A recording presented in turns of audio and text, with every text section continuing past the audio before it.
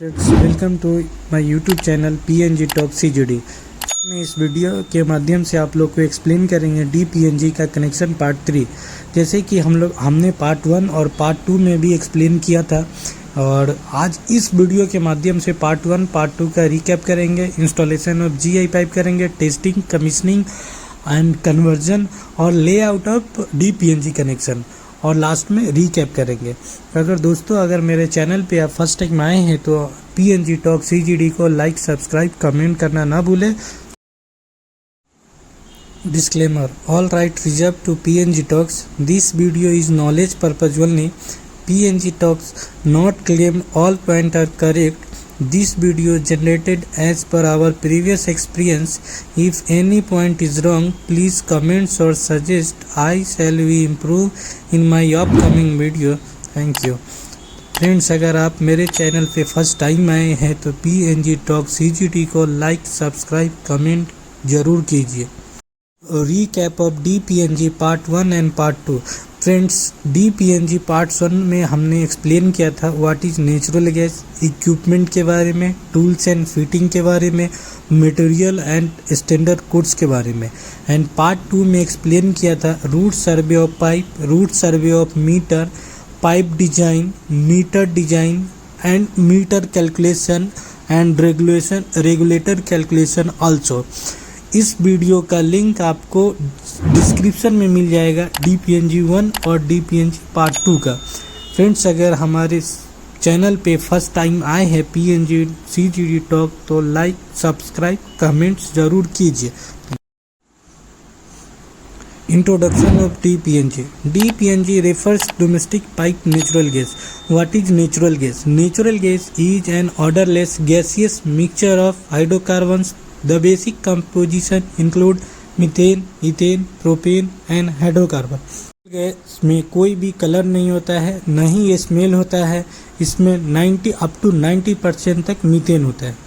What is domestic connection? Natural gas supplied through a pipeline network to household. It can be used for cooking and heating of water. Natural gas हम लोग pipeline के through घर में supply करते हैं। वो खाना बनाने के लिए यूज कर सकते हैं या वाटर हीटर यानी पानी गर्म करने के लिए यूज कर सकते हैं।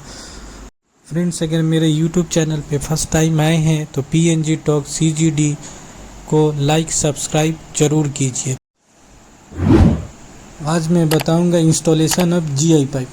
पाइप इज इंस्टॉल और fix with the help of clamp interval distance of 1 metre और एज पर T4S and PNGRB guideline. Pipe को जो हम लोग फिक्स करते हैं वॉल में, तो उसमें क्लैम्प कहाँ पे लगाना है, एवरी 1 मीटर पे, और T4S PNGRB गाइडलाइन के थ्रू। पाइप ज्वाइंट में भी बेल्डेड और थ्रेडेड दोनों हो सकता है as per site situation. The Teflon tape always use a good quality for the proper tightening joining one pipe to another pipe। जो टेफ्लॉन टेप है जो हमेशा अच्छे क्वालिटी का यूज करना है, उससे क्या है हमारा लीकेज का चांसेस बहुत ही कम होता है, और one pipe to another pipe जो ज्वाइंट होता है बहुत अच्छा फिक्स होता है। Involve in GI pipe installation. कौन कौन सा स्टेप्स को ध्यान रखना है GI पाइप इंस्टॉलेशन करने से पहले? Site preparation. साइट प्रिपरेशन में क्या करते हैं, clear the installation area of obstacles, mark the pipe route according to the design plan. Mark करना इसलिए ज़रूरी है हमारा कि अगर पहले इंस्टॉलेशन से पहले हम मार्क करते हैं तो अलाइनमेंट हमारा टेढ़ा मेढ़ा ऊपर नीचे नहीं होना है, देखने में घर का लुक भी अच्छा लगेगा। Material inspection. Check the quality and dimension of GI pipe and fitting. ये क्या है, जब भी साइट पे लाने से पहले मटेरियल को हमेशा चेक कीजिए कि एज पर रिक्वायरमेंट हम मटेरियल ले करके जा रहे हैं कि नहीं। ऐसा ना हो कि हम 3/4 पाइप का प्लान किया और हाफ का लेकर के जा रहा है, हाफ का प्लान किया 3/4 का लेकर के जा रहे हैं। इसको ध्यान से देखिए। Of pipe. GI पाइप हमेशा ओवर कॉन्फिडेंस से विदाउट मेजर करके कभी कट मत कीजिए। हमेशा मेजरमेंट लेने के बाद ही कटिंग कीजिए, देन थ्रेडिंग कीजिए। अदरवाइज शॉर्ट पीस लगाने का ज़रूरत पड़ेगा। अगर शॉर्ट पीस लगता है तो लीकेज का चांसेस ज़्यादा है, जितना जॉइंट होगा उतना लीकेज का चांसेस ज़्यादा है। कटिंग और थ्रेडिंग आप मैनुअली भी कर सकते हैं या मशीन से भी कर सकते हैं। कटिंग का कितना सर बहुत सारा टूल्स भी आता है, मशीन का भी थ्रेडिंग के लिए भी बहुत सारा टूल्स आते हैं जो ऑटोमेटिक थ्रेडिंग होता है, इलेक्ट्रिक से चलता है। एक मैनुअल भी आता है, आपको जो रिक्वायरमेंट है वो यूज कर सकते हैं। पाइप भी यूज करते हैं हम लोग एज पर साइट रिक्वायरमेंट और क्लाइंट स्पेसिफिकेशन के सपोर्ट। क्लैम्प हमेशा 1 मीटर के डिस्टेंस में फिक्स करना है। जहाँ पे जॉइंट है, जैसे सॉकेट लगा रहे हैं तो दोनों एंड इस साइड और उस साइड दोनों साइड क्लैम्प को फिक्स कीजिए। एल्बो पे दोनों जगह दोनों साइड फिक्स कीजिए क्लैम्प को। हमारा पाइप इंस्टॉल हो जाता है तो टेस्टिंग के लिए तैयार करते हैं। प्रिपरेशन के लिए क्या होता है इसमें कि पूरा हमारा पाइप को फ्लश करना है, इसलिए फर्स्ट फ्लश करना है। अब जब हम लोग थ्रेडिंग करते हैं तो उसमें डस्ट हो जाता है, अगर वेल्डेराइजर है तो उसमें हमारा स्पेटर्स आ सकता है, तो इसीलिए हमें फ्लशिंग करना है। फिटिंग स्टार्ट करने से पहले हमें देखना है कि जितना भी हमारा आइसोलेशन वाल्व लगा हुआ है, अप्लायंस वाल्व लगा है, सब ओपन कंडीशन में होना है। ओपन कंडीशन करके प्लग लगा करके टेस्ट करना है। इससे पता चल सकता है कि हमारा अप्लायंस वाल्व पासिंग है या ओके है। After complete installation of pipe and flushing, we have to do pneumatic test check at 2.2 bar for 2 hours. Flushing और इंस्टॉलेशन और फ्लशिंग के बाद हमें एयर टेस्ट करना है, जो प्रेशर होना चाहिए 2.2 बार मिनिमम 2 आवर के लिए। ये अप टू मीटर तक बता रहा है। मीटर से पहले जो हम लोग आईवी फिक्स करते हैं डोमेस्टिक रेगुलेटर से पहले, और डोमेस्टिक रेगुलेटर, मीटर और अप टू अप्लायंस वाल्व, जो इसका टेस्ट प्रेशर होता है मिनिमम 100 मिलीबार मिनिमम 30 मिनट्स के लिए। और साथ ही में हमें लीक टेस्ट भी करना है। एवरी जॉइंट पे सॉफ्ट सॉल्यूशन से लीक टेस्ट भी करेंगे, या लीकेज है या क्या प्रॉब्लम है। अभी मैं बता रहा हूँ टेस्टिंग गेज। अभी जब हम लोग टेस्ट करते हैं तो कौन सा इक्विपमेंट यूज करते हैं। टेस्टिंग गेज, जो गेज का कितना कैपेसिटी होना है, गेज का कैपेसिटी हमेशा मिनिमम 1.5 टाइम्स का होना है। एज फॉर एग्जांपल आपको एक बताता हूँ कि अगर टेस्ट प्रेशर हमारा 6 kg पर सेंटीमीटर स्क्वायर है तो then the gauge capacity minimum 9 kg per centimetre square होना है। Before testing activity check once gauge is calibrated और नॉट। गेज टेस्टिंग करने से पहले हमेशा ये इंश्योर करें कि ये गेज कैलिब्रेटेड है या नहीं है। गेज कैलिब्रेटेड नहीं होने से क्या हो सकता है कि गेज अगर फेल हुआ, आप प्रेशर चढ़ा रहे हैं 2 बार के लिए, गेज में कुछ और शो करेगा कि प्रेशर 1 बार है, तो आप एक टाइम ऐसा आएगा आप प्रेशर डालते जाएंगे प्रेशर, लेकिन गेज हमारा ब्लास्ट हो सकता है, पाइप हमारा ब्लास्ट हो सकता है। पाइप का टेस्ट प्रेशर के बियॉन्ड से जाएंगे तो मान लीजिए इस पाइप का कैपेसिटी है 10 kg, तो इसमें हम 12 kg जाएंगे तो पाइप ब्लास्ट होने का चांसेस है। तो सेफ साइड रहने के लिए गेज हमेशा कैलिब्रेटेड होना चाहिए। टेस्टिंग के बाद होता है फिनिशिंग वर्क। फिनिशिंग में क्या क्या होता है, पेंट करना है, कहीं पे तो हमारा स्क्रू ढीला नहीं है, कहीं पे क्लैम्प मिसिंग नहीं है, और साथ में जो होल करते हैं होल में पीवीसी पाइप डाले कि नहीं, पुट्टी किए कि नहीं, कहीं अगर इलेक्ट्रिकल अप्लायंसेस हमारे पास से जा रहा है पाइपलाइन के थ्रू तो वहाँ पे हमें एक्स्ट्रा प्रोटेक्शन देना है। कैसा, वो पीवीसी पाइप के through. General condition of installation, GI pipe में जनरल कंडीशन क्या होता है। Installation pipe work on industrial and commercial premises, maximum operating pressure not exceeding 0.5 bar immediately above the RIB and equal T may be fitted to facilitate the regulator pressure testing of the riser। PNGRB guideline और T4S, हमेशा जो riser में first IB लगाते हैं उसके ऊपर एक T लगाना बहुत ही ज़रूरी है ऑपरेशन एंड मेंटेनेंस पर्पज से, कि हम टेस्टिंग उसमें बाद में कर सकते हैं कभी भी मेंटेनेंस के लिए आते हैं। तो में गैस मीटर जो हम लोग इंस्टॉल करते हैं हमेशा बालकनी एरिया में होना है, खुला में होना है, वेंटिलेटेड एरिया में होना है, और उसका हाइट नहीं मैक्सिमम 5 फीट होना है। जो डोमेस्टिक मीटर को फिक्स ऐसा ही करना है कि जिस घर में कनेक्शन दे रहे हैं उसी घर में डोमेस्टिक मीटर भी फिक्स होना है। ऐसा कभी कभी क्या करता है, एक ही साथ 2 घर है तो एक जगह मीटर फिक्स करता है, आउटलेट उसमें ट्रांसफ़र करता है, तो ऐसा नहीं करे। ये PNGRB गाइडलाइंस को वायलेशन करता है। PNGRB गाइडलाइंस बोलते हैं जिस घर में गैस सप्लाई कर रहे हो उस घर में ही हमारा मीटर फिक्स्ड होना है। The meter MCV shall be installed in the premises of each domestic customer and should be easily accessible wherever needed. ये जो हमारा एक मीटर से पहले आईबी देते हैं उसको मीटर कंट्रोल वाल्व बोलते हैं। वो मीटर कंट्रोल वाल्व का हाइट जो होना है इतना हाइट होना है कि इजीली मैन पावर कोई भी एक्सेस कर सकता है इमरजेंसी में। ये T4S का गाइडलाइन है, तो इसका बिल्कुल भी ध्यान रखिए आप लोग।